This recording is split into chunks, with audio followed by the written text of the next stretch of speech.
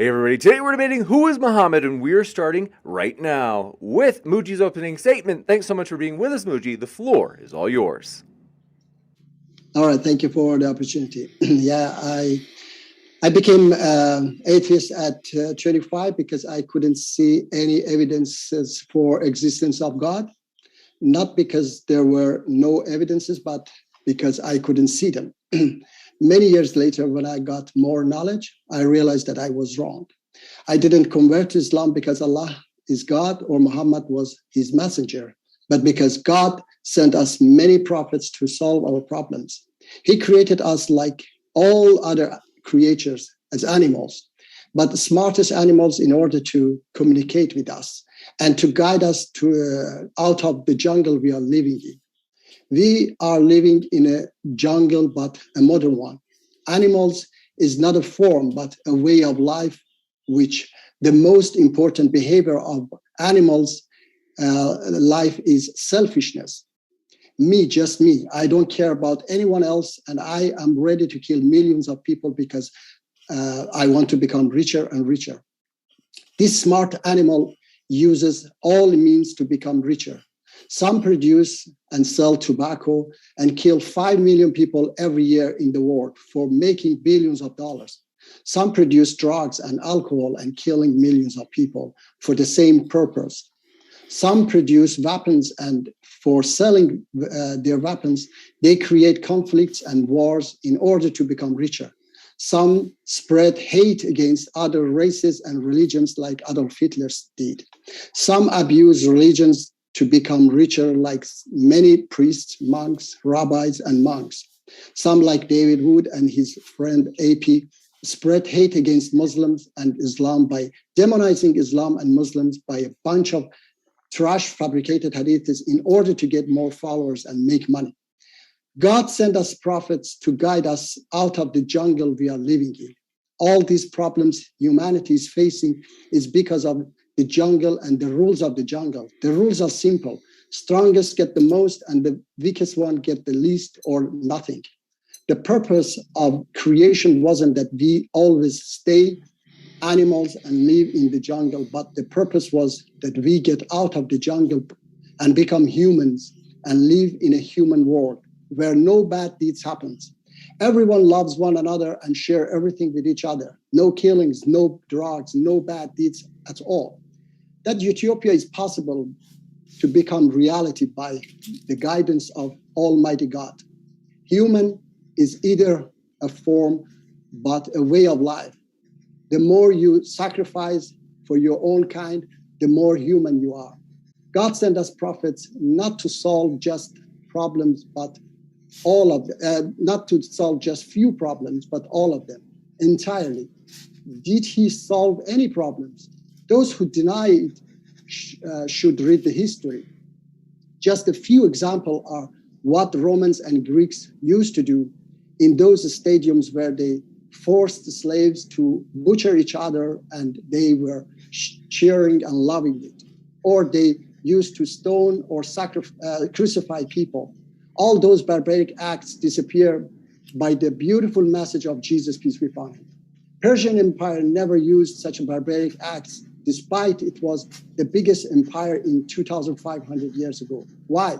Because Persian followed a messenger of God who taught them only three main teachings: good deeds, good words, and good speech. Only with these three teachings, we had Cyrus the Great, who was a liberator and had the first human rights laws in the history. And he's still loved by the Jews because he freed them and let them go back to their land. Now, did God solve all our problems? No. Did he want to solve all our problems? Yes. So for that, he gave his final message to the Prophet Muhammad, peace be upon him. But why we still have so many problems? Because our problems are too complicated and the solution is also complicated. So it was too early for the people of the past to understand it. But now in 21st century, the time has come for people to understand it and accept it. This is what I'm trying to do. And if we get enough time, we may talk about the solution. Today, I want to teach David Wood a great message of Jesus, peace be upon him, which was love one another and love your neighbors as yourself. This is not quantum physics that David Wood doesn't understand. What does that mean? I can't knock on my Christian neighbors' doors and chew their Bible and say, I love you, but I hate your Bible and I hate your religion. I love you, but I believe your God was stupid. I can't say I love Christians, but I demonize them and say they all believe in the same Christianity that KKK believe in. At least your friend, apostate prophet, doesn't claim that he follows the messenger of love, peace, but you do. So please learn your own religion and follow it correctly before criticizing others. If only a single person listened to your lies and attack a Muslim because he or she thinks that Muslims are demons, you are also guilty of that crime. Who wants to become my friend if they believe in your lies about Islam? You find every rubbish fabricated hadiths or any terrible incident happens in Islamic world to demonize entire Islam and Muslims.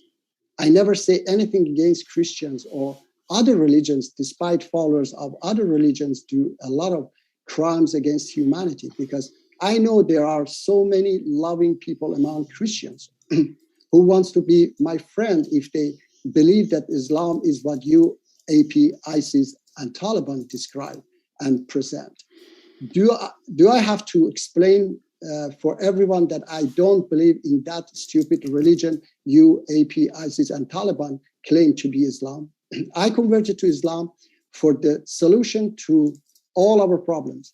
Now, if David Wood proves me that Christianity has the solution to a single major problems we have today, like drug problem, then I convert to Christianity right now, because if one major problem is solved totally, then all will be solved, as the source of all problems is one. This is my statement, and we will talk more. I don't have more to say now. Thank you very much for that opening statement, Muji. We are going to jump into the next opening statement from David Wood, which will also be 12 minutes. And I want to say thanks so much, folks, for being with us. Whether you be Muslim, atheist, Christian, you name it, we are glad you are here, as we're a neutral channel hosting debates on science, religion, and politics. Thanks so much, David. The floor is all yours. Thank you, James, and thank you, Muji, for challenging me to debate and for presenting your perspective on Muhammad. So, who was Muhammad? I've been thinking about that question for a long time. My Muslim friends tell me that he was a prophet, and that's Muji's perspective as well. But lots of people down through history have claimed to be prophets. There are people in the world today who claim to be prophets. They contradict each other on all kinds of revelations, so they can't all be right. And so what we have to do is test them, examine them, and see whether they're real prophets. And when we examine these prophets, we have to consider three main possibilities. One, the person who claims to be a prophet could be getting revelations from his own mind. So these revelations could have a purely human origin, whether the person is deliberately deceiving people, whether he knows he's just making up revelations, or whether he's deluded or insane and actually thinks that he's getting revelations. We have to consider the possibility that a person is getting revelations from his own mind. Second, we have to consider the possibility that something darker may be at work. So a person could be getting revelations, but actually be getting them from something other than God. So Christians, Muslims, and others believe in demonic forces. And so we have to consider the possibility that someone is getting revelations from demons. And the third possibility would be that someone is actually getting revelations from God, in which case we should believe those revelations. So it's important to examine someone like Muhammad in light of these three possibilities. Did his revelations come from his own mind? Did they come from demons? Did they come from God? Let's think about the evidence. When we ask ourselves what evidence there is that Muhammad was getting his revelations from his own mind, so his revelations had a human origin, we find that Islam really seems like a religion that came from the mind of a 7th century Arabian caravan robber, because Islam is basically a collection of teachings and practices that were present in Arabia during Muhammad's time. Jewish monotheism had spread into many communities in Arabia, along with biblical and non-biblical stories about various prophets. Teachings about Jesus and Mary that were popular in certain groups were being taught in Arabia. Things like Jesus speaking at birth, Jesus giving life to clay birds, Mary giving birth under a palm tree, and so on. The Sabians, who are mentioned in the Quran, prayed at all 5 of the times that Muslims pray during their daily prayers, and they recited a creed, La ilaha illallah.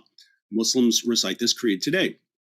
Many of the polytheists of Arabia performed ablutions, these ceremonial washings. They took an annual pilgrimage to Mecca. They circled the Kaaba. They kissed the black stone that supposedly fell from heaven. All of these teachings and practices became a part of Islam, which means that Islam is exactly the sort of religion we would expect to arise in 7th century Mecca. So we have good reasons to think that Islam had a human origin, the mind of a man who was deeply affected by the teachings and practices that surrounded him, a man who felt comfortable plagiarizing everyone else's sources. Here we could add that many of Muhammad's so-called revelations had no purpose other than satisfying his perverted desires. He received a revelation telling him to marry a prepubescent girl. He received a revelation telling him to marry the divorced wife of his own adopted son after he caused the divorce by lusting after her. He received a revelation telling him that he could violate the 4-wife limit. He received a revelation telling him to break an oath he made to his wives after he swore that he would stop having sex with his slave girl. All of this looks very, very man-made. But we should also look to see if there might be something darker at work. Here we find plenty of evidence suggesting that forces beyond Muhammad were involved in his teachings. We know from Muslim records that when Muhammad began receiving revelations, his first impression was that he was demon-possessed. And if you read about Muhammad's experience with whatever it was that roughed him up in that cave, you'll see that first impressions are often correct. We also know that after his experience in the cave, he became suicidal and tried to hurl himself off a cliff. According to the earliest Muslim sources, Muhammad was tricked into delivering a revelation from the devil. These are the so-called satanic verses where Allah gave Muslims permission to pray to 3 pagan goddesses. Muhammad revealed these verses as part of the Quran, but he later came back and said, "Sorry, the devil made me do it."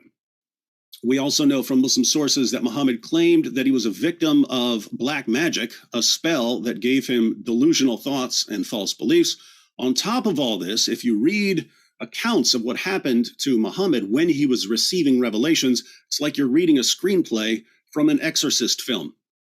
So Muhammad's first impression of his revelations was that he was demon-possessed. His revelations made him suicidal. Even Muslim sources claim that he delivered a revelation from the devil and that he was a victim of black magic, and the way he received revelations was thoroughly demonic. It seems that we don't just have evidence that Muhammad's revelations had a human origin, we also have good evidence of spiritual problems. The question now is whether there's any evidence that Muhammad's revelations came from God. What evidence do we have that Muhammad's revelations came from God? What evidence has Muji given? It sounds like he just said, well, I believe that God has sent prophets to solve our problems, even to establish a utopia, and he believes that Muhammad was the final one. What evidence did he give us? Unless I missed it, I didn't see any other than him saying it. So I saw absolutely no evidence in that opening statement that Muhammad was a final prophet sent to solve the world's problems. Haven't seen any evidence for that claim other than Muji saying it. So I guess all we would have to go on there is Muji's belief that Muhammad was sent to solve the world's problems. And if that's what you believe, I have to say, Muhammad did a pretty terrible job of it, like the worst job of solving the world's problems ever. if I were to be as generous as possible, I would, and I have in the past, granted that Muhammad did do something to stop female infanticide. And so I think that it's commendable that he stopped female infanticide. So if anyone doesn't know what that is, there was the same thing in the Roman Empire that Christians eventually outlawed. And that's where if you had a bunch of children and you didn't want daughters, you just throw your daughters somewhere, throw them into a river, throw them out in the desert, something like that to get rid of them. And if the Muslim sources are correct, then Muhammad condemned that practice and put an end to it in Arabia. So we could commend him for that. Apart from that, what problems has Muhammad stopped, and what problems would his revelations stop if they were taken seriously? The Quran says that Jews and Christians are the worst of creatures. That's Surah 98, verse 6. Quran says that Muslims are the best of peoples ever raised up for mankind. So wherever Islam goes, you end up with this the upper class and then the second class citizens. So that's not solving the world's problems. What else do we have? We have polygamy. We have the problem of wife beating, Surah 4, verse 34 of the Quran. We have jihad against unbelievers. So fight those who do not believe in Allah. That's a command, has led to all kinds of violence in the world. We've got child marriage. That's in the Quran and the Hadith. We've got female genital mutilation. We have these ongoing problems, and you can look at statistics about the worst places in the world to be a woman, and whoever puts the data together ends up claiming that 11 of the top 12 worst places in the world to be a woman are Muslim majority countries, or they'll say that 16 of 18 or 18 of 20. Islam just does a terrible job at making places that are good for women. Beyond that, if Islam is here to solve the world's problems, my goodness, I mean, Muslims have dozens of countries where they can live under Islamic law and where they have the majority. Which of those countries are places where people would actually want to live? Who says, hey, I want to go to this Muslim country because of the great, scientific education you get there? You don't. It's Muslims fleeing Muslim countries to get to Western nations where you have tons of Christians and atheists. So again, if Muhammad was here to solve the world's problems, did a terrible, terrible, terrible job. Apart from there's really nothing else that Muji said that I would have to respond to as part of the argument. So I can just go off topic a little with what he said. He advised me to love my neighbors, said I can't chew on someone's book. I could just point out, I have about 2 minutes left. I don't regard that as unloving. If you look at that situation, you had Muhammad Hijab threatening the apostate prophet's wife with rape and torture, and advising his followers, and he has hundreds of thousands of followers, advising them to go out and do the same, to harass the wives of critics of Islam with threats of rape and torture, heaping abuse and insults on them. And what did I do? I did exactly what the Quran says. The Quran says that if I want to stop people with the insults, I say, hey, I'm going to insult your religion. So I told Muhammad Hijab, if you're going down this road of threatening people's wives, then I'll eat your book. That's exactly what the Quran says. That's the purpose of Surah 6, verse 108 of the Quran. The historical background was Muslims had been insulting the gods and goddesses of the pagans. And the pagans finally said, look, stop insulting us. If you don't stop insulting us, we're going to insult Allah. And that's when Muhammad received the revelation, stop insulting their gods if they're going to insult you. So if Allah didn't want me doing that, he shouldn't have revealed that. So I'll just say, I don't regard it as unloving to stop someone from horrible behavior. I don't regard it as unloving to make someone stop abusing and harassing women. So I think that is loving. And all I can say now is we have no evidence at all that Muhammad is a true prophet. All we have is evidence that he received revelations from his own mind and that some may have been demonic.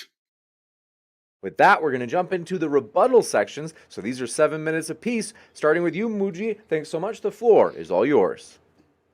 Yeah, thank you. I would like to say, of course, David mentioned a lot of different things. And for example, he said that Muslims run from their country to come to the West. Unfortunately, that goes to politics, which I'm sure that David has not so good knowledge of that, because I am 42 years involved in politics, and I know what West has done to not only Muslim countries, but every countries, even in Latin America. They run away, come to USA. They don't run away because of Christianity. They run away from those who made coup d'etat in their countries, abused their countries. Many Christian countries in Africa, Christian countries in Asia, like Philippines, okay? So in Muslim countries, like my home country, Iran, would be the best country on the planet and richest country on the planet if your country, your politicians, Mr. David Wood, USA and UK didn't made a coup d'etat against our beloved democratic Prime Minister, Dr. Mossadegh in 1953 and put a dictator in power. And when we made a blind revolution in 1979 against that dictator that was puppet of the West, Ayatollah BBC, we call it, Radio BBC Persia, guided us to a backward extremist caveman called Ayatollah Khomeini. They were the propaganda machine for this caveman ISIS guy, Ayatollah Khomeini, because they were believing that if the leftist group take the power in Iran, Iran would join Soviet Union. That's why they took this barbaric man instead those modern democratic other alternatives. So and in all these 42 years they have been supporting this dictator regime. Only your President Obama paid them over $100 billion in 2015 when Iranian regime was going to fall. So this is politics, and you don't want to go there because we run away from the dictators and the bombs your dictators drop on us. So we don't run away because, for example, my home country could be the richest country on the planet. We have so much oil, so much gas. So why we run away? I have left my home country, which I love, because there is a dictator government there, and we want to bring it down. And unfortunately, the West, the only one I can say, the only one who in all these years stood against the Iranian fascist regime was Donald Trump. He put the hardest sanction on the godfather of ISIS, the central bank of international terrorism, which is Iranian regime. But now Joe Biden is trying very hard to help them from falling, and they try. But fortunately, there is a lot of resistance in the Congress against Joe Biden to go back to that deal with the fascist regime of Iran. So Iran get all those money and send it to Syria, to Iraq, to Yemen, to Lebanon, armed Lebanon. Just Hezbollah has $700 million a year budget from Iran.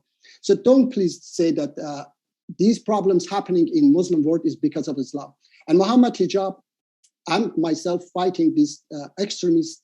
42 years I have been fighting the extremists. I have been banned by these, blocked by these extremist YouTubes like EF Dawah, Sapien Institute, all of them.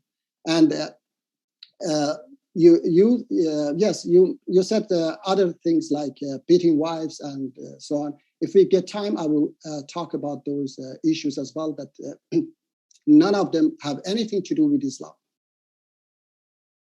Yes, we can do that in the next section, because I would like to ask direct questions from David. Thank you very much, Muji, for that rebuttal. We'll kick it over to David for his rebuttal. Want to remind you, folks, our guests are linked in the description. You can click on those links to learn more about our guests. Thanks so much, David. The floor is all yours. All right. Well, in my opening statement, I pointed out that when we're examining someone who claims to be a prophet, there are three possibilities that we should consider. First, the person might be getting revelations from his own mind. He might be deliberately inventing revelations, or he might be insane. But it's clear that some so-called revelations have a purely human origin. Second, person might be getting revelations from demonic sources, actually receiving revelations. But these revelations just don't come from God, come from somewhere else. And third, someone who claims to be a prophet may genuinely be receiving revelations from God, in which case we should believe him. So I showed that we have good reasons to think that Muhammad was getting his revelations from his own mind. If you take the teachings and practices that were circulating in Arabia during the time of Muhammad, and you roll them all up into a ball, you get something that looks a lot like Islam. And Muhammad kept receiving revelations that had no purpose other than satisfying his perverted desires. How did Muji respond? He said, maybe we'll talk about some of this in our discussion. So I'm fine with that.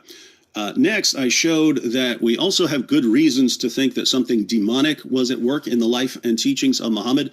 Muhammad's first impression of his revelations was that he was demon-possessed. His revelations made him suicidal. Even Muslim sources claim that he delivered a revelation from the devil and that he was a victim of black magic. And the way he received revelations was thoroughly demonic. How did Muji respond? He didn't. So notice, so far, we have no reason to doubt that Muhammad was receiving revelations from his own mind and that there was something demonic at work in at least some of his revelations. So my entire case is standing, and we're almost at the end of the rebuttal period. Finally, I said that we have no reason whatsoever to think that Muhammad was actually a prophet. Muji argued in his opening that Muhammad, well, he just claimed that Muhammad was sent to solve the world's problems. I pointed out that if Muhammad was actually sent to solve the world's problems, if that's what his purpose was, especially to establish some utopia where all our problems are solved, I said that Muhammad did a really, really bad job of this. Muhammad did a really, really bad job. And then I pointed out that as evidence that Muhammad has done a bad job, if that's why he was sent, that people are fleeing the Muslim world as rapidly as they can. And this is where Muji actually offered a response. He said, Muslims fleeing Muslim countries, that has to do with politics, and he complains about Western nations interfering in Muslim countries. I'll say two things here. One, no objection from me that Western nations screw up other parts of the world. They'll see some regime that they don't like, and they'll say, oh, we'll help this other regime topple that regime, and they don't realize that maybe very frequently the other regime that they're going to support in toppling the regime they don't like could turn out to be much worse, and it just wasn't in power, and then they helped it get to power. So no disputing that. My point still stands, right? If Muhammad was sent to solve the world's problems, and here we are 14 centuries later, Islam hasn't solved any of the world's problems, and it can't stand up against Western nations. I mean, there are dozens of Muslim majority countries. Some of them are sitting on seas of oil under the ground. Why can't they solve the world's problems using these wonderful teachings of Muhammad that were given to solve the world's problems? I can only conclude, and by the way, this is indisputable, if Muhammad was sent, if that's the reason that Muhammad was sent to solve all of the world's problems and to establish some sort of utopia, he's just done the most horrible job of anyone in history. And I'll just go ahead and give you my perspective on this.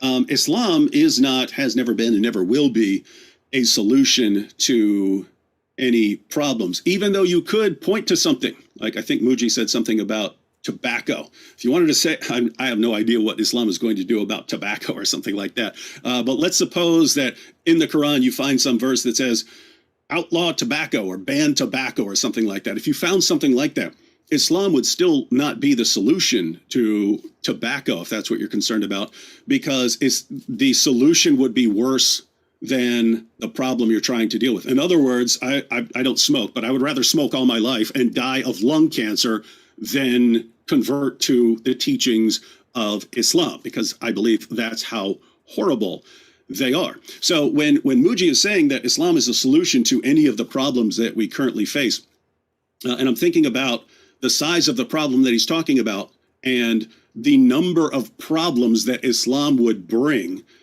if we brought in Islam to solve the problem. It's like Muji is saying, it's like I come to Muji and I say, man, I got a problem. Muji says, hey, what's your problem? And I say, oh man, I got a toothache. My tooth is really hurting back here.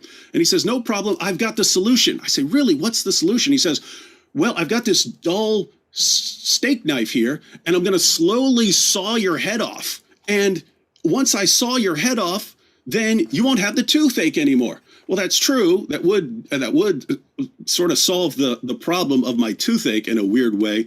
But the solution would be worse than the problem that I was actually dealing with. And so Islam has never been, never will be a solution to any of the world's problems. Finally, Muji says that he's been fighting extremists for years. That's certainly commendable.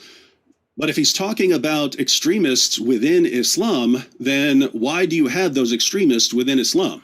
It's because Allah and Muhammad commanded things like fight those who do not believe in Allah. Muhammad said, I've been commanded to fight people until they say there's no God but Allah. We have commands to kill apostates. These are the commands that you have, and these are the commands that people who believe in Muhammad follow. So when you fight against the extremists, you're fighting against people who are taking your prophet's revelations very seriously, more seriously than you are. And so here we are at the end of the rebuttal period. And once again, based on all of the evidence we've seen so far, we have to conclude that Muhammad was a false prophet. Thank you very much, David, for that opening, or I should say for that rebuttal section. We're going to jump into the open discussion, and want to remind you folks, our guests are linked in the description. Thanks so much, gentlemen. The floor is all yours for open discussion. What do you want to talk about, Muji? All right. Okay. Very good. Yeah, I just said that I don't think that we can solve all problems in this discussion, but we can surely talk about many of them. Okay. Revelation. You said revelation from his mind, but what I read in Quran, that was even if it was from his mind. First of all, I was talking to an atheist, a professor atheist. I said, if these prophets that you claim that were, God doesn't exist, then all these prophets, they were a bunch of charlatans because they lied, or they were, they had some delusions. And if they were liars, charlatans, then how come they put their lives in danger and they brought us so many beautiful, revelations and commands?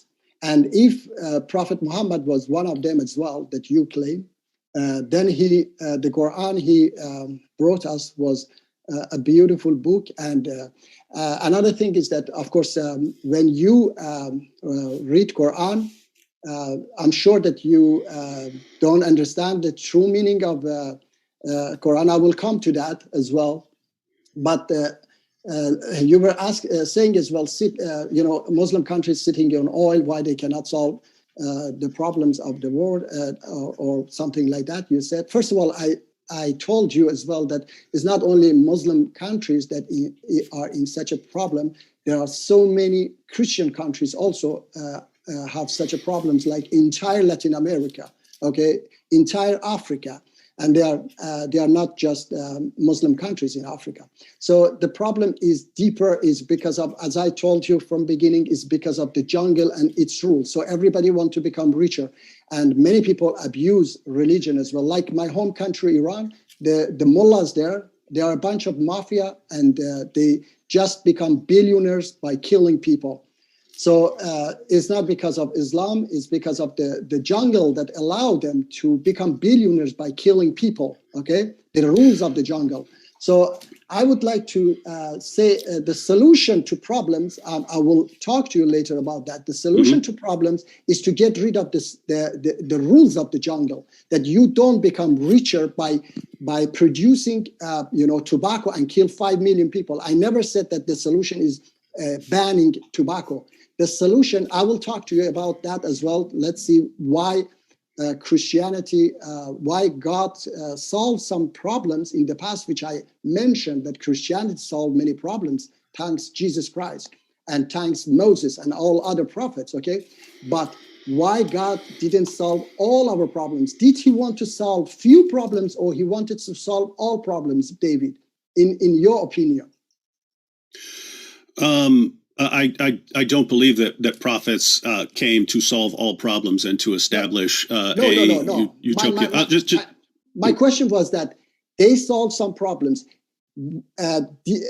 Why did God wanted to solve those problems, or he didn't want to solve it? That just happened.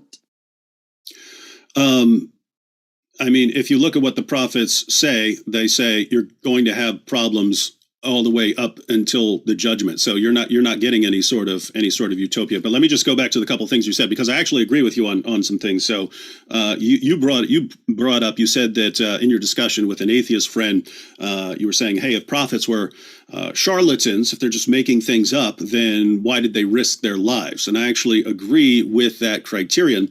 That's why I believe that Muhammad believed that he was a prophet, right? And I would use the same criterion. The general rule is called liars make poor martyrs.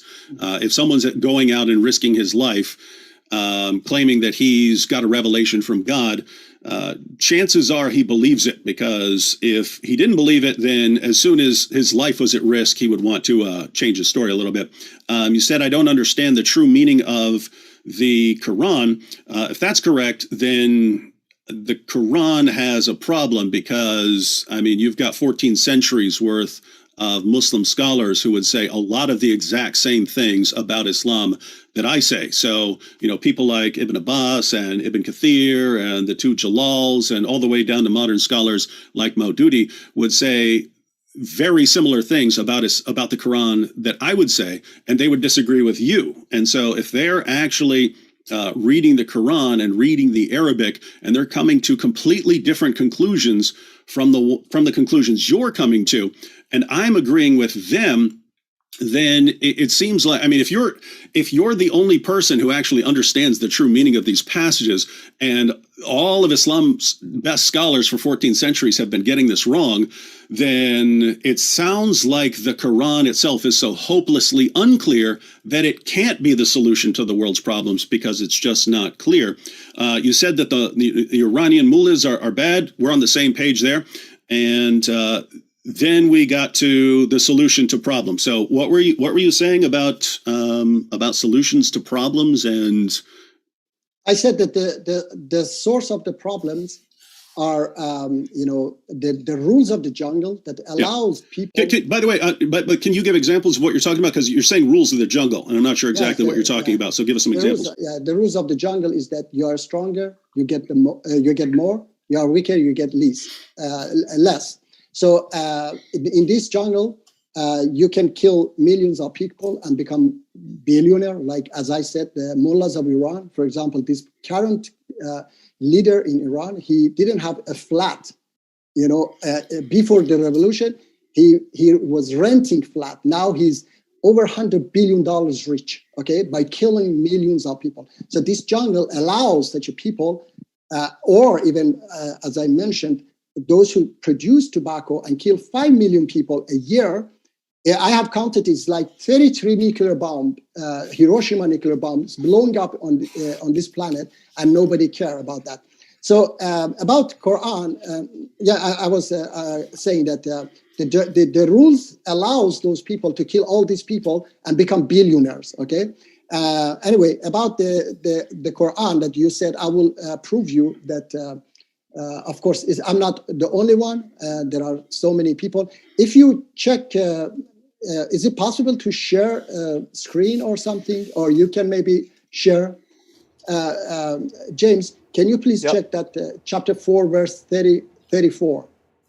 Let's see. It's one thing is, or if you want me to share it. Yeah, I can definitely. If you want to click screen share, the only reason I'm hesitant on my side is if I pull up too many windows, OBS starts to slow down on me. I don't know how to share because you are Zoom. I don't know how to share. We know Surah 4 verse 34 pretty well. No, so I want to know. I want to show you so many different different translation. Okay. So it's not only me. There are other people who believe the same. Okay. So and the translation is there. I just would like to see if what is it? If I should share it or James. Sure. That it's a little Because- easier for me because sometimes OBS otherwise will Yeah, slow yeah. down on me. I'm updating Yeah. my laptop soon, but if you go If to we the were center, on StreamYards, I would know how to share it, but because I it know, is Zoom, I don't but know. don't Yes. worry, Zoom's pretty easy too. The All right. bottom center of your window, there's a green button with a little Yeah, upward. share screen, yes. You bet. So shall I share it or? Sure, you can shall feel I free do- right now. We're ready for All you. right, okay, let me see. I will, here we go. In the meantime, I want to remind you folks, our guests are linked in the description. That includes if you're listening via the podcast. We put our guest links in the description there as well.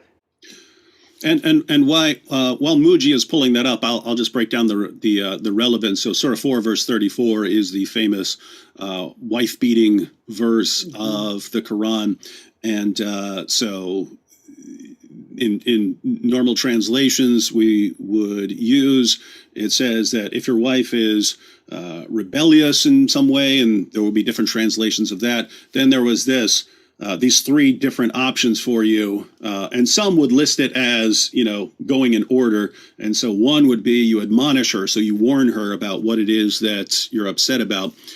Two, you banish her to a separate bed.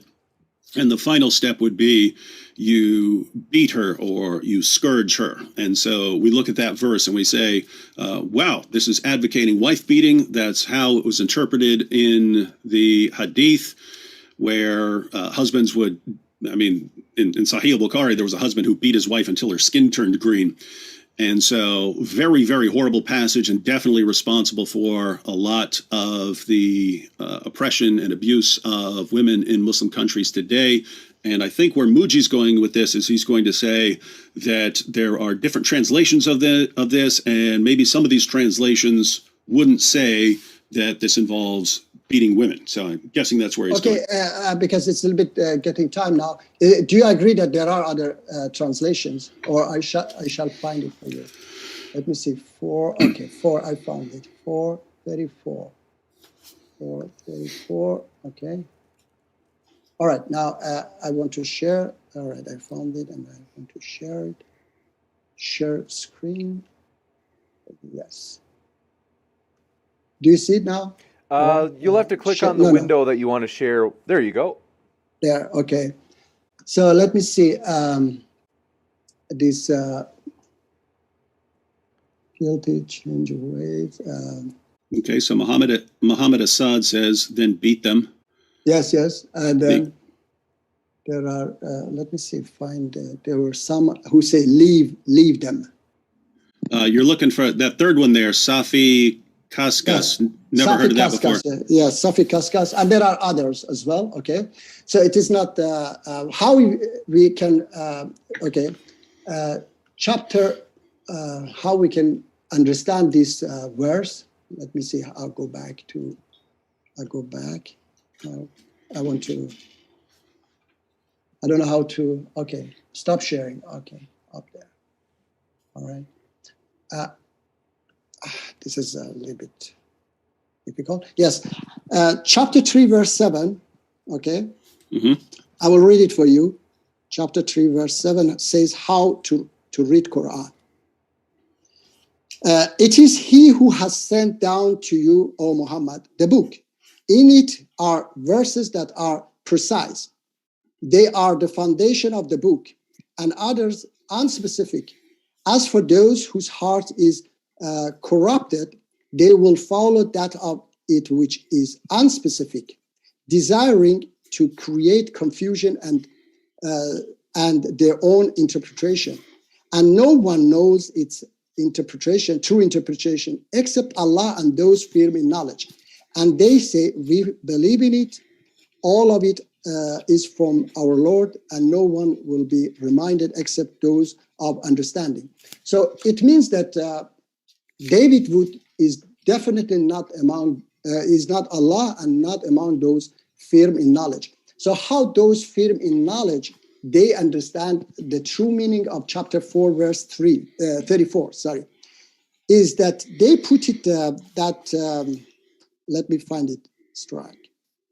They put this verse, okay, first of all, you have to put it beside the precise verses of Quran, which Allah is the most merciful, most forgiving, most just.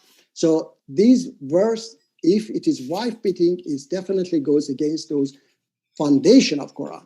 And now, if we put it beside other verses of Quran, okay, we see that strike has been used in many different verses of Quran with different meanings. In Quran, verse 435, strike is ignore. In Quran, verse 4:101, strike is travel. 18:11, strike is cover.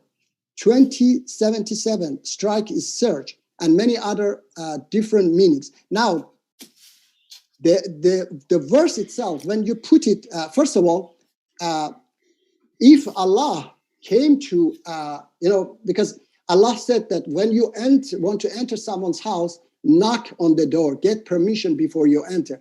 If people used to do this, and Allah said that, then it would be a little bit strange, and people would say that, why Allah is crazy, we do that. But because people were not doing it, so Allah sent this message. So people have been beating their wives entire history.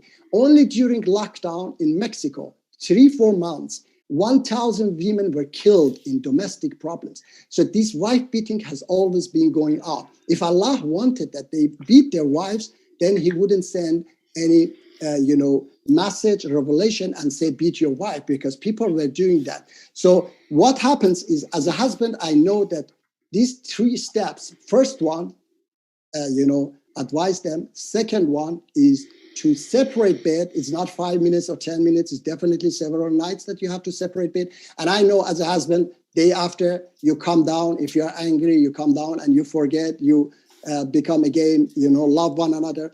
And then the next verse, 435 says that, and in case you fear split between the two, split after he bet her or after he separated her, definitely after he separated, he left her, then sent forth a judge from his family and a judge from her family in case they both are willing to act righteously.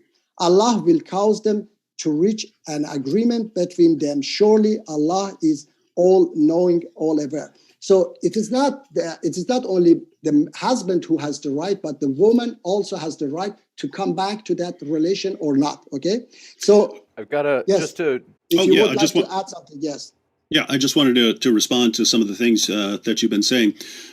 So Surah 4, verse 34 of the Quran, notice there is a progression of severity that suggests that the third step is going to be the worst. So at first there's a warning, then there's banishing them to separate beds, and then there's something more severe.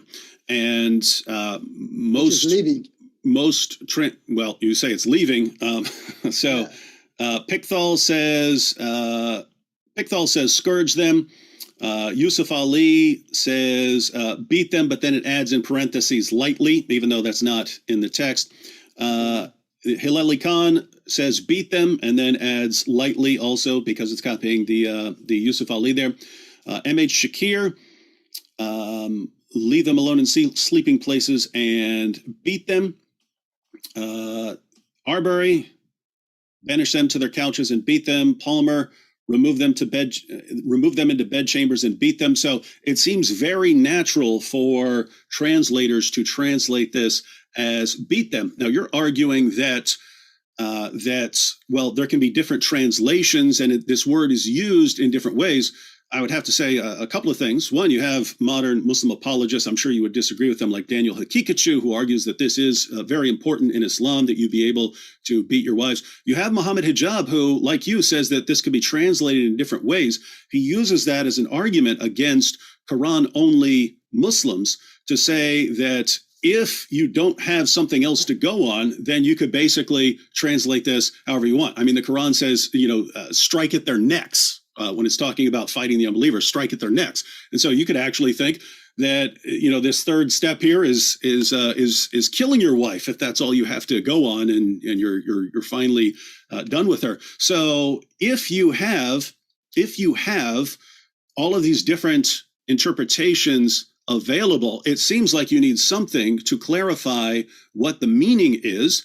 And so the natural Muslim response would be to go to the historical background or to go to the hadith and see how this verse was implemented. So the historical background, according to Muslim sources that explain what the historical background was, is that a woman came to Muhammad to say that her husband had hit her in the face. Muhammad was about to judge in her favor and say, so there would be some retaliation against the man.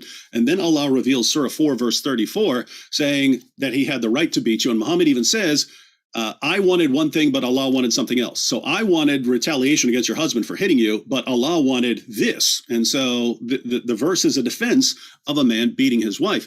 We also see, as I pointed out in the hadiths, that men would beat their wives even until their skin turned green, and there was no problem with that. And then so if you go outside the Quran to look for clarification, it clarifies it in a way that means some form of beating, and so that would be the deciding factor. Last thing I just want to mention is you brought up Surah 3, verse 7 of the Quran, which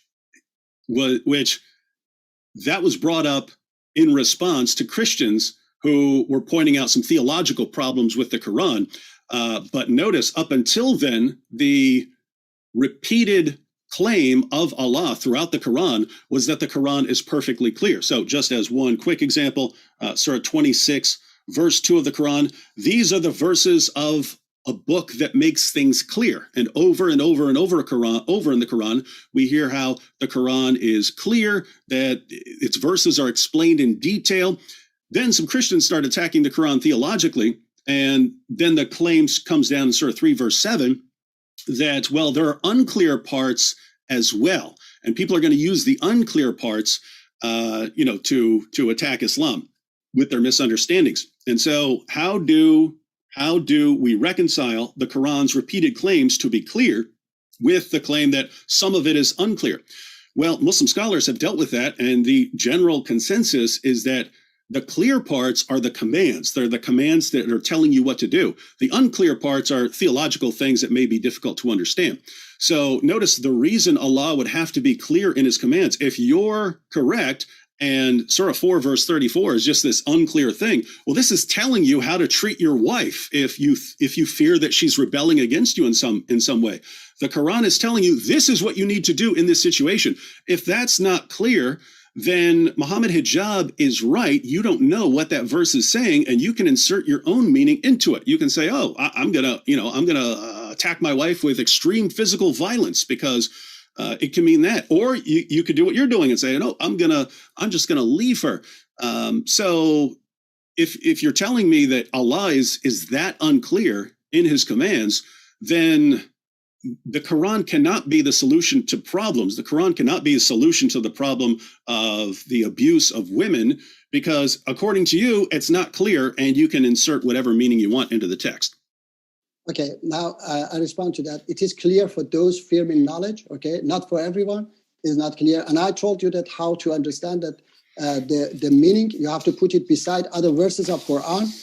For example, in chapter 65, verse 6, let the women who are undergoing a waiting period live in the same manner as you live yourself. This is talking about a woman that I have divorced and I don't want to live with her. Maybe I hate even her, but Allah command me that live in the same manner as you live yourself, in accordance with your means, and do not harass them with the view of making their lives a misery. And if they happen to be with child, spend freely on them. This is about children, but anyway, it teaching people to treat them well. Quran 4:19, O believers, it is not permissible for you to inherit women against their will or mistreat them to make them return some of the dowry as a ransom for divorce, unless they are found guilty of adultery. Treat them fairly. If you happen to dislike them, you may hate something which Allah turns to a great blessing. Quran 30:21. Allah talks about love between wife and husband. And it is among his signs that he has created for you wives from among yourself, so that you may find tranquility in them. And he has created love and kindness between you. Surely in this there are signs for a people who reflect. So suddenly Allah, who wants love between husband and wife, there a child understand that with beating wife you cannot solve any problem. Now about the Muhammad hijab and Daniel Haqiqatju, I told you that I'm fighting myself. I'm blocked by them because they cannot answer my question. Now another example for you to prove you that they have zero knowledge of Islam themselves. Read for me chapter 5 verse 38, please, David. Surah 5 verse 38. Yes, please. Any particular translation? No, just I think all of them are the same. All right, so M.H. Shakir, and as for the man who steals and the woman who steals, cut off their hands as a punishment for what they have earned, and exemplary punishment from Allah, and Allah is mighty and wise. Can you read others? It's the same all, I think. Yeah, I could go. So Pickthall, as for the thief, both male and female, cut off their hands. Are you talking about the hand cutting part? Because I can just read that part. Okay. Yes. Yusuf Ali, as to the thief, male or female, cut off his or her hands. Hilali Khan, cut off the wrist joint, from the wrist joint, the right hand of the thief, male or female, as a recompense for that which they committed. Shakir, and as for the man who steals and the woman who steals, cut off their hands as a punishment for what they've earned. Okay. I think it's enough, yeah? So do you know in Arabic, which word has been used for cut and hand or chop and hand? No, go ahead and enlighten us. Yes, it is qat and yad. Qat means has 32 times has been used in Quran with many different meanings. Yad, which is hand, has been also used 120 times in Quran with many different meanings. Now, read for me chapter 12, verse 31, please. 12:31? Yes. 12:31.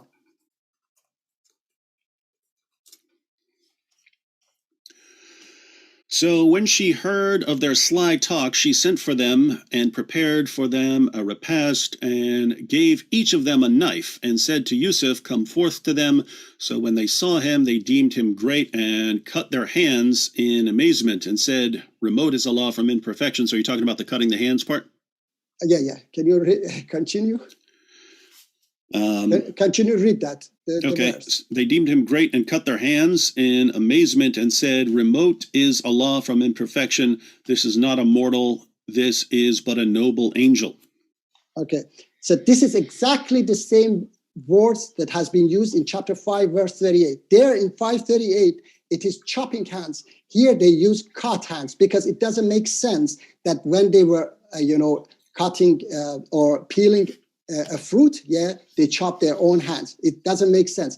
In reality, it doesn't even make sense that they cut their hands and women didn't scream. They became, romantic and so passionate, and they were talking. No scream, no blood, nothing. Quran is talking. So that's why it doesn't mean chopping hands that words, which they all translated. It is interpretation. Allah says in Quran, let me see. Quran chapter 5, verse 64. Those Jews said, Allah's hands are tied. It is they whose hands are tied. They are cursed by Allah for what they have said. God's both hands are open wide. So Allah, according to these backward, scholars, Allah has hands. Despite it is clear that Allah, nothing is compared to Allah. And here Allah used the hand as, power. So, and you cannot tie powers. You can stop power. So that tie also becomes stop. So they try to stop Allah's power, not Allah's hands. And then Allah says that don't put yourself in hellfire with your own hands. You cannot put yourself in hellfire with your own hands. That's your deeds. Hand is here deeds. So chapter 5:38 says that stop their action of stealing. And next verse 5:39 says that, and if they repent, Allah will forgive them. I asked this Farid, okay, how can Allah forgive someone that you have already chopped his hands, okay? He said, because it is like that you pass the red light and then the officer capture you, stop you, and then take your driving license, give you $1,000 ticket, and tells you that, and then you say, I repent, please forgive me. And then the officer says that, okay, I forgive you, but I don't give you a driving license, and you have to pay your $1,000 ticket. It doesn't make sense. It's crazy.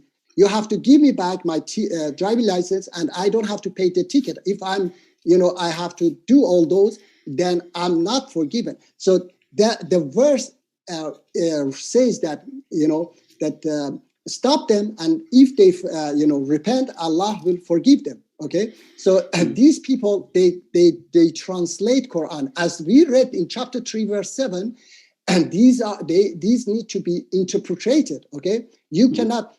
And then there is another. Let me go and respond to some of the please. stuff you brought up, and then we could go on to your next point. So back on the issue of beating women into submission, you brought up some other verses like don't make women return their dowry and so on.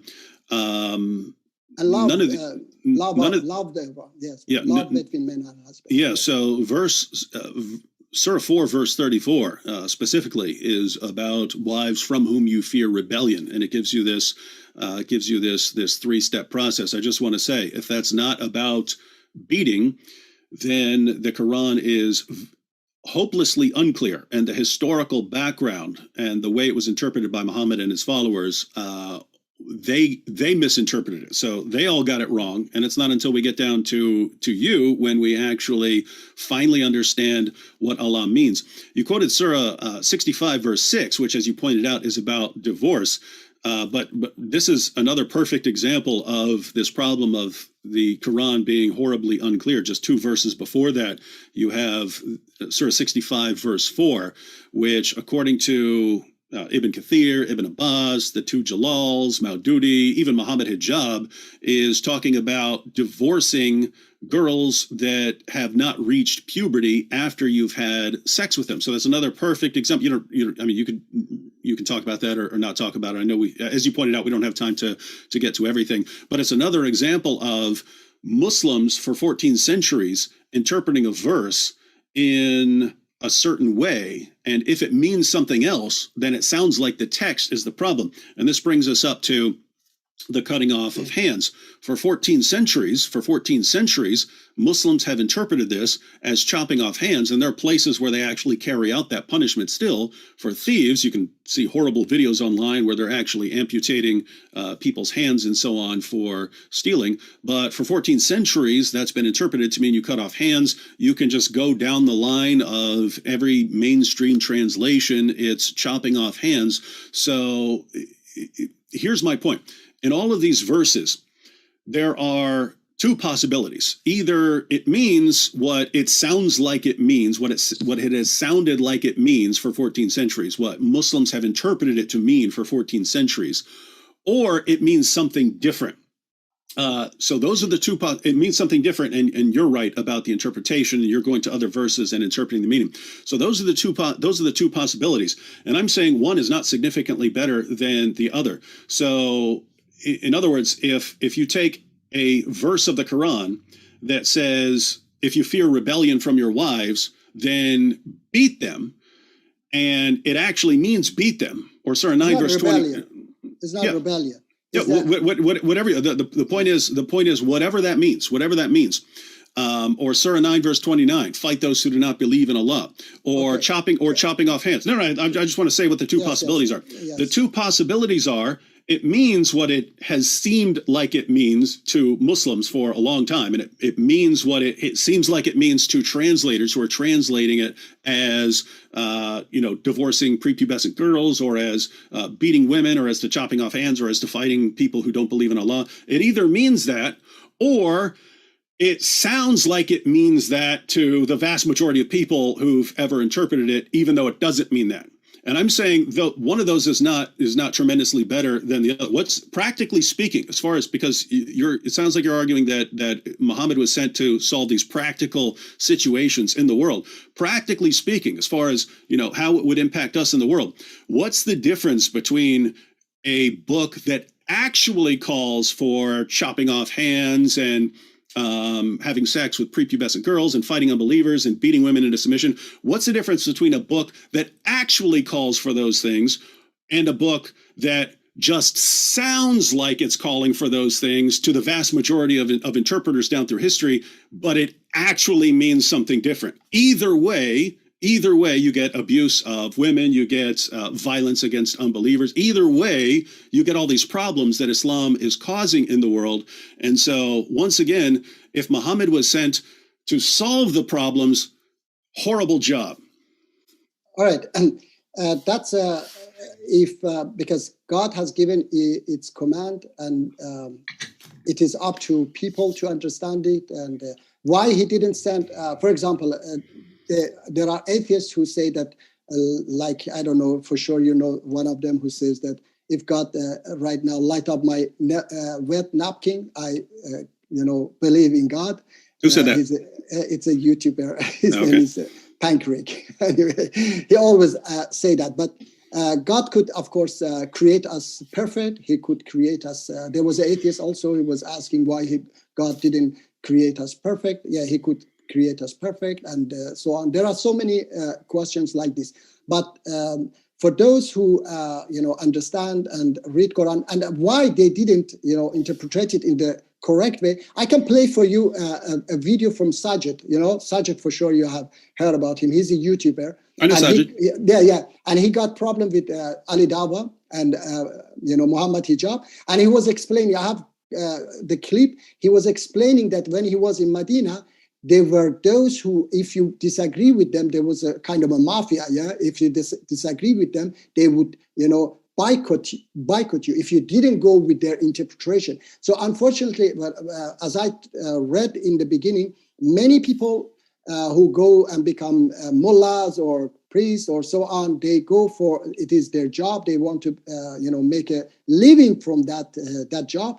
And later they don't want to lose their job by going against the mainstream. Okay. And they follow the mainstream and they don't want troubles. That's the problem. And let me just, I'm not going to disagree with you. I'm going to state where I agree with you, and then you can continue.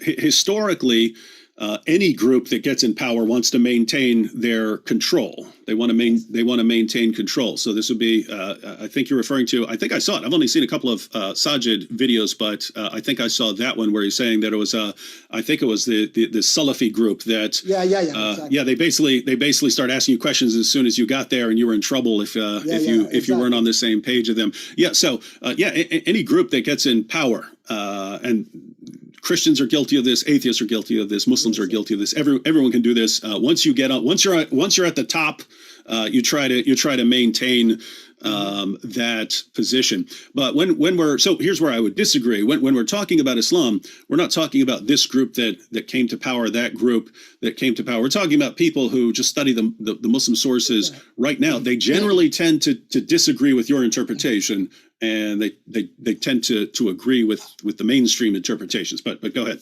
I know. I just want to say that I follow an organization, a Muslim organization, that they also have the same interpretation and a beautiful interpretation of Islam. So anyway, and then right after this, stream, I will go live on my channel. Those who would like to ask me a question, they are welcome. And usually I have my live stream. Those who watch it later, they are welcome, so that we go deeper, because I'm sure that we don't have time for all this. And then about the verb you said, it is nashuz, rebellion, you said in chapter 4, verse 34, okay? Chapter 4, verse 128, use the same verb, nashuz. If a woman fear indifference or neglect from her husband, here they translate it as neglect or difference, okay? They don't, they don't translate it as rebellion. But this is the same verb. There is no I'm looking. I just want to point out that even in the translations I'm looking at, they give a lot of different translations. Exactly. So the one I was talking about was Pickthall. He says, "For those from whom you fear rebellion," and then Yusuf Ali says, "As to those women on whose part you fear disloyalty and ill conduct." Haleli Khan says, "As to those women on whose part you see ill conduct." Shakir says, "As to those on whose part you fear desertion." So a lot of different translation or interpretation. Now about kufr, you said that disbelievers, they have always been abusing this the word kufr as disbelievers. Okay. Now I would like you to read this chapter 16 verse 83, if you don't mind. Do you say 16 or 60? 16. Okay.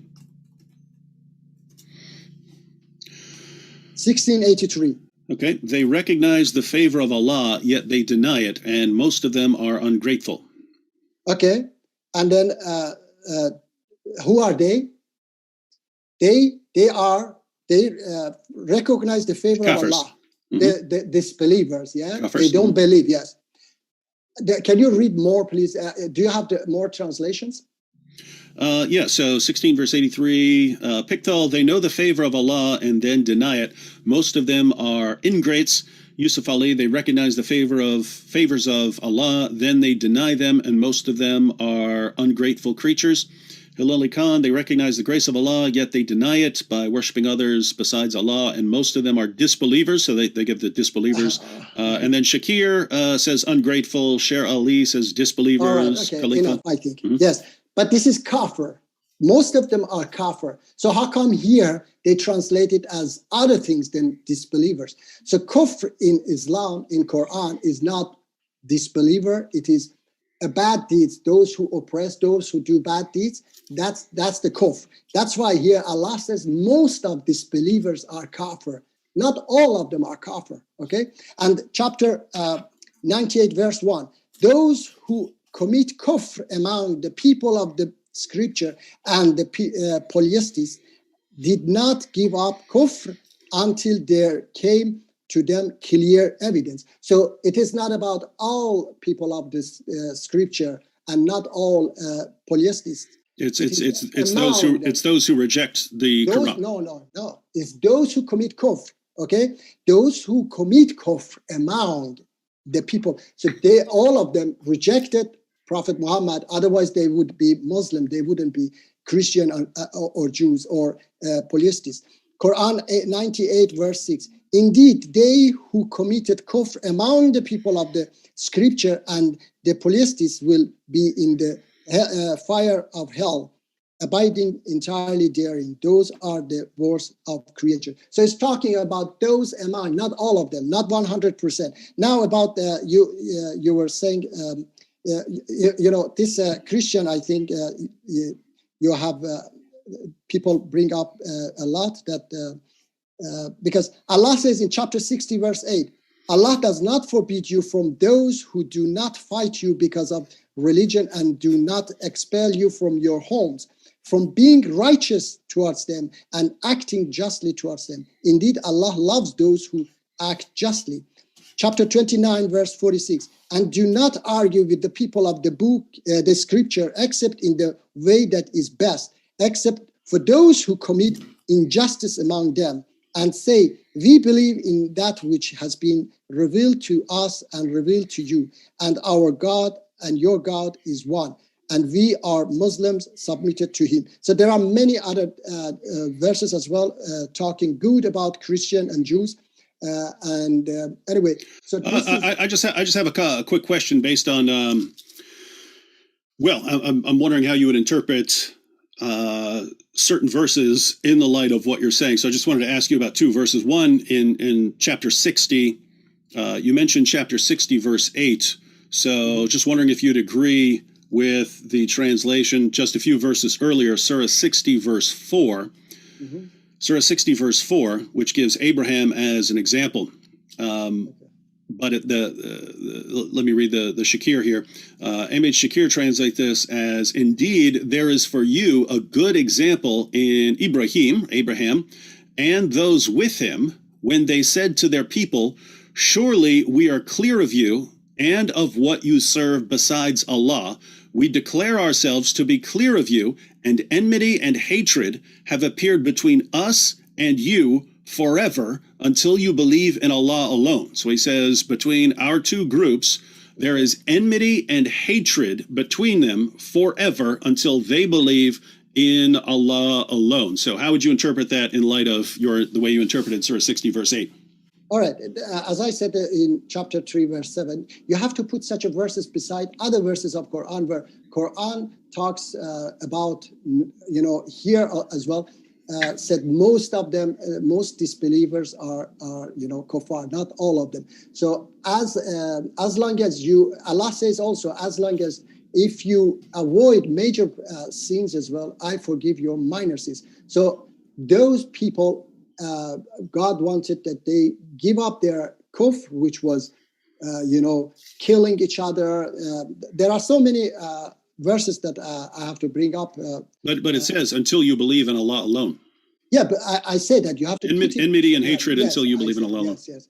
I said that you have to put it beside other verses to understand the pure, interpretation of it. It doesn't mean that if you don't believe, okay, and you don't do bad deeds, then there is this hatred between us. Chapter 60, verse 8 said to you that if they don't fight you, if they don't attack you, Allah doesn't forbid you from being righteous. So you have to put that one beside these type of verses. See that only if they attack you, only if they kill you, let me read it again for you.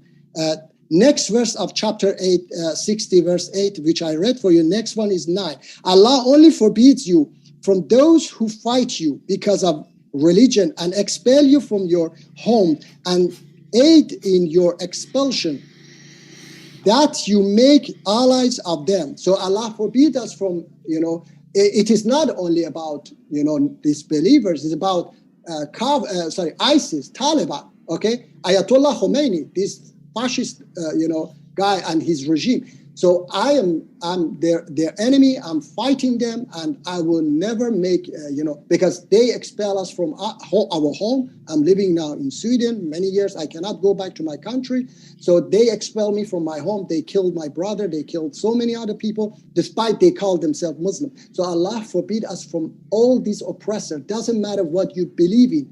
So in the Islam that I understand, the Quran that I understand, you are my brother, but please, next time you do any show, put me not beside, ISIS and Taliban. Separate us from each other, because we, as a Muslim, I love, everybody, those who, don't oppress other people, those who don't kill others. I have a Christian brother from South Africa. He's watching now, Martin, and he had very prejudice before he come to my show. Now he's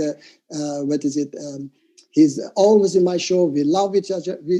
We are like brothers. So I want peace. I want to make peace between people. And unfortunately, these extremists like ISIS and Taliban and all of them, they have created a lot of problems. And now I would like to talk about the solution to our problems, because let me just quickly address what you just said, because I'm going to agree with you that yes. definitely all sorts of Muslims in the world, and just to be clear, I definitely would not put you in the same category with ISIS or the mullahs or anything like that. But there is this ongoing issue of these different ways of understanding the Quran. So I just wanted to say, just as an example of the difference in perspective, so you're quoting Surah 60, verse 8, and using that to interpret Surah 60, verse 4, and so on. But if you look at a commentary, you could look at Tafsir Jalalain, so the two Jalals. If you read Surah 60, verse 8 in a translation in a commentary like that, it will just say this verse was abrogated by the command to fight them.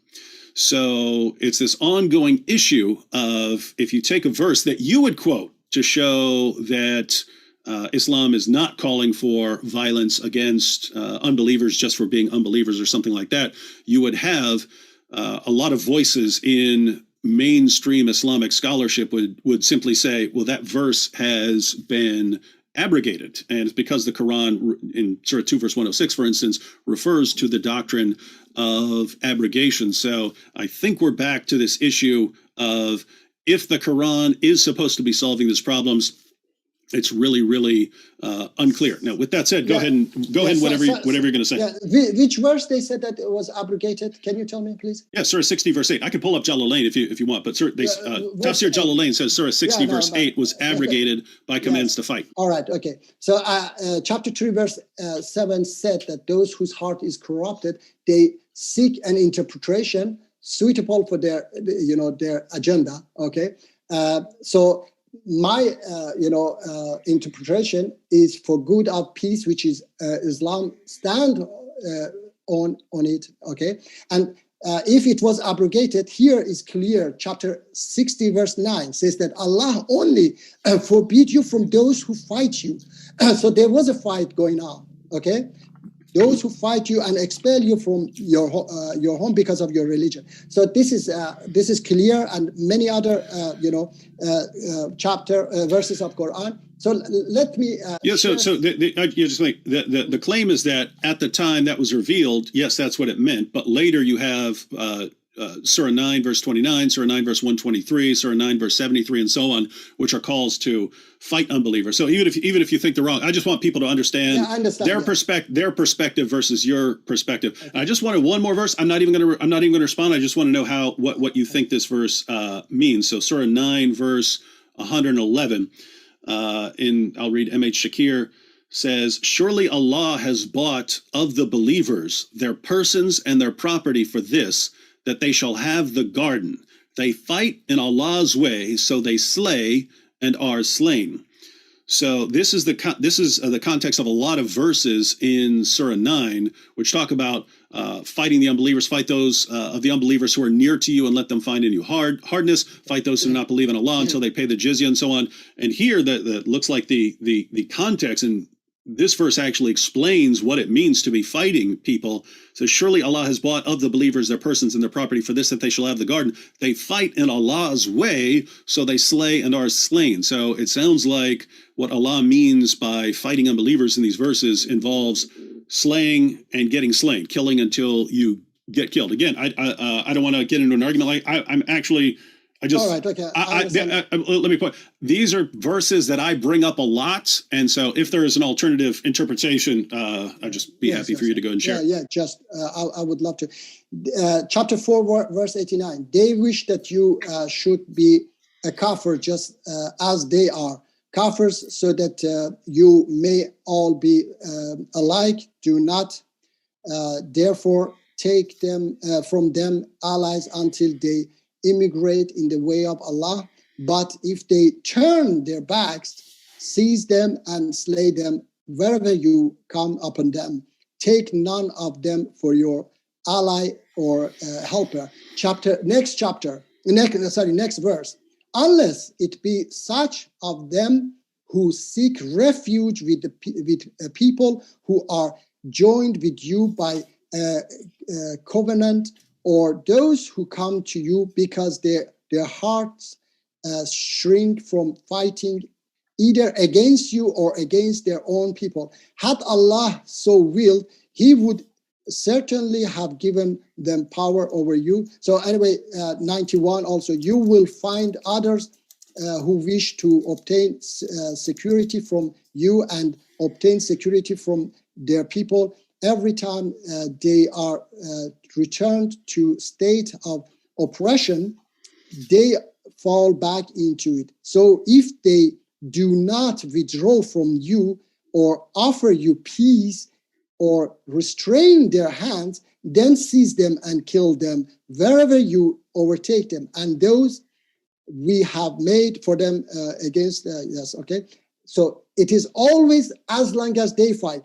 And if they, chapter 8, verse 61, and if they incline to peace, then incline to it also and rely upon Allah. Indeed, it is He who is the hearing, the knowing. There are so many other verses that is as long as they fight, okay? And then we know that there was a 10-year, ceasefire between, Muslim and the pagans, okay?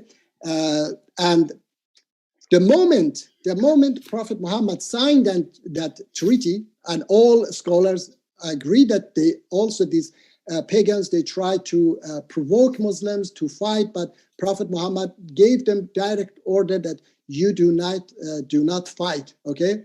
So in that also treaty, the moment that he signed the agreement, those verses that say go and kill them, fight them, are abrogated, definitely, because Prophet Muhammad said, stop fighting now, okay? So they start to bring them to Islam by words, okay, not by sword, okay? So, and I would like to, share something fast here, very fast, please. I want to share this. I don't know, you see it? Yeah, we got a picture. Yeah, we get a picture. This is the organization that I'm following, okay? And these women are head of that organization. They are Muslim women, okay? And they are leading a fight against the fascist regime of Iran, okay? So they interpret Islam totally different to those backward extremist Muslims who say that women have to sit home, do nothing. And then you were reading something, a fabricated hadith about Prophet Muhammad said that, if a nation take women as their leaders are failure and so on. These are Muslim just to be clear, you believe that Bukhari is fabricated? A lot of his, I don't say all of them, but a lot of his hadiths are fabricated. For example, that let me stop.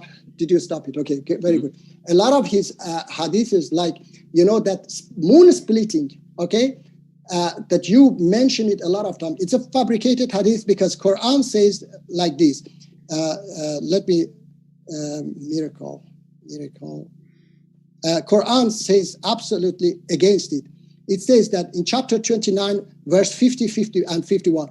But they say, why are not signs sent down to him from his Lord? They are talking about Prophet Muhammad. Say, the signs are only with Allah, and I am only a clear warner. And is it not sufficient for them what we reveal to you, the book, which is Quran, which is recited to them? Indeed, in that is a mercy and reminder for the people who believe. Chapter 6, verse 35. If their aversion is too hard on you, O Muhammad, then seek, if you can, a tunnel into the earth or a ladder into the sky in order to bring them a sign. Had Allah so willed, He would have brought all of them to the right path. So never be one of the ignorant. Chapter 6, verse 37. And they say, why has a sign not been sent down to him from his Lord? Say, indeed, Allah is able to send down a sign, but most of them do not know. Chapter 6, verse 109. And they swear by all their strongest oath that if a sign came to them, they would surely believe in it. Say, the signs are only with Allah, and what will make you perceive that even if a sign came, they would not believe? There are many other verses. So how come Allah says here that, no, you don't need a sign. The sign is Quran. But later he split the moon, and nowhere talk about it in Quran, despite he's talking about, Moses, what is that? Just to keep the conversation moving, Allah talk about it very, exaggerating. Just to keep the conversation going, I've got to ask if we might transition back over to David soon too. Yes. Oh yeah, we're actually on the same page. So there's been a few things where we're totally on the same page. So we both don't like the mullahs in Iran. We both agree that there are very different kinds of Muslims in the world, and we shouldn't lump them all together. Thank you, my brother. As long as you do that, you are my brother. Yeah. Okay. We agree that there are unclear parts of the Quran and that interpretation is required. We agree on that, and we agree here that. In case anyone didn't understand the very important point being made, that was a criticism of Bukhari, and he and I would agree that looks like these were later stories that people made up. So you have in later Muslim sources the claim that Muhammad is performing miracles like splitting the moon, when according to the Quran, and I assume this is what as you read, the Quran is Muhammad's miracle. He's not performing these various kinds of miracles. So the Quran is denying that Muhammad performed miracles apart from delivering the Quran itself, and therefore later stories like we find in Sahih al-Bukhari, which talk about Muhammad performing these miracles, those had to be made up because they're actually contradicting the Quran. So we're totally on the same page there, James. Yes, very good. Thank you. About maybe we can talk more about the solution you were asking. I think you were going to go into that. Yeah. Yes, as I said, that the rules of the jungle Islam is not the final message of God, or Prophet Muhammad is not the final message of God, because it has more praying, more fasting, more rules. Don't do this, don't do that. By saying these things, nothing will change. It helped, okay? As you said yourself, they were burying their daughters alive. By the way, those who don't know, those who deny it, that they were burying their daughters alive. Even today in India, they bury their daughters alive. I have on my channel the video that they are doing it. By the way, just let me agree with you on that, because it's so unfamiliar to people today. They don't realize, and I don't know how prevalent it was in Arabia during the time of Muhammad, but I agree. There are people who will say it was never an issue in Arabia. The fact that the Quran is responding to it, and that people would have understood what the Muslim sources are addressing, makes it sound like it certainly was an issue. But it was actually very common in the Roman Empire, and so people think that this wasn't a serious issue. But it was an extremely serious issue in the ancient world, and it's because people stopped the practice that we're no longer familiar with it. So and for those who don't know, as I said, you can just Google. In the past 20 years in India, more than 10 million girls have been killed before or after birth. I have videos. 2 men, they are trying to bury a newborn girl, and they get caught. Police catch them, and they, so there are such a things. You can just Google it. So anyway, so by just saying that this is forbidden, that's haram, that's so on, it doesn't, solve problems. And as we see that there are so many problems. So what I'm saying is that Islam came to get rid of the source, which is, we say it in Abrahamic religion, is the Satan, okay? Satan is the one who fool everyone. The sources, by the way, I was banned by EF Dawah just because I wanted to pick up this, issue about Satan, that because in Quran says that clearly that one day Satan will disappear, and one day we will live in a people become righteous and they take over the planet, okay? And everything that Ethiopia was talking is promised by God that one day will happen. And it's not by force, it's by getting rid of the opportunity that, allows you, by killing millions of people, become billionaires. Now, people call me communist, but it is not communism, it is Islam. Islam believe in equality, that we share everything with each other, we love one another. That Mecca that you are talking many times about, is that the symbol of equality, where we go, when we go there, once a lifetime we have to go there, and where equal, got about no poor. Minute or two before we wrap up, or go into the Q&A. All right. Anyway, I was explaining, but as I said, it is very deep discussion. So I'm sure that we need more time to talk about that. So I will continue, as I said, at the end of this stream on my channel. Cor- The link is on the description. Okay, Correcting. the Perfect Dawah. Correcting myself, we actually do have the 4-minute conclusion. So with the conclusion, since we had started with you, Muji, we'll kick it over to you, assuming we were alternating this whole time, and then we'll kick it over to David before we go into the Q&A. Mm-hmm. Yeah, the conclusion is that for me is that we all have to help each other in order to live in a peaceful world, and people like me. If really David would like to, get rid of these evil acts that happens under the name of Islam. Of course, it happens under the name of other religions as well, but we talk about Islam right now. So you should help me and give me voice. So I would love to, meet that. I call him ISIS guy, Daniel Hagiraju, and talk to him and show everyone that how they misinterpret Quran, and which I gave some clear example, like the chapter 5 verse 38, chopping of hands, and how they translate it differently in different verses of Quran. So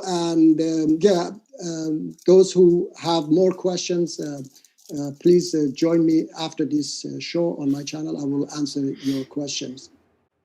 You got it. We'll kick it over to David for 4 minutes. Floor is all yours. All right. Well, in my opening statement, I pointed out that if we're assessing the question, who was Muhammad? And the claim is that he was a prophet. Well, there are 3 considerations we'd have to examine. Was he getting revelations from his own mind, intentionally or unintentionally? Was he getting revelations from a demonic source, and was he getting revelations from God? As far as the arguments I laid out, that Muhammad really looks like some of his revelations were coming from his own mind, simply influenced by his culture or self-serving purpose. Again, you don't have to think that he was deliberately doing this. You could just believe that his revelations were influenced by his desires and by his surroundings. I think we have very good reasons to think that Muhammad's revelations were coming from his own mind, and I didn't see anything that would make us doubt that. Second, I pointed out that we have good reasons to think that some of Muhammad's revelations had a demonic origin. That was Muhammad's first impression of his revelations. He believed that he was demon possessed. He became suicidal. He tried repeatedly to hurl himself off a cliff. We have in the Muslim sources the incident of the satanic verses, where Muhammad received a revelation and delivered a revelation promoting polytheism. Later he came back and said the devil made him do it. And Muhammad was a victim of black magic, a magic spell that gave him delusional thoughts and false beliefs.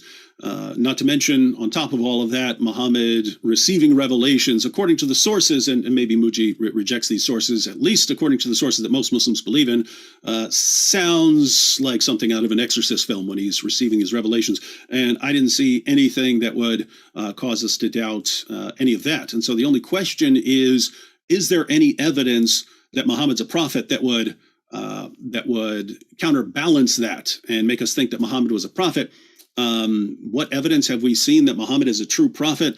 All we've seen is that Muji thinks that he's a prophet who's sent to solve the problems of mankind. As I pointed out, I think that Muhammad did it. If that was his purpose, then he's done a terrible job, because wherever we see Islam go, we see lots of problems. And the people like Muji, who are interpreting the Quran in a different light, their voices are usually drowned out by more popular Muslim speakers. And so what's the evidence for Muhammad? Muji admitted that Muhammad didn't perform miracles, and so the Quran is his miracle.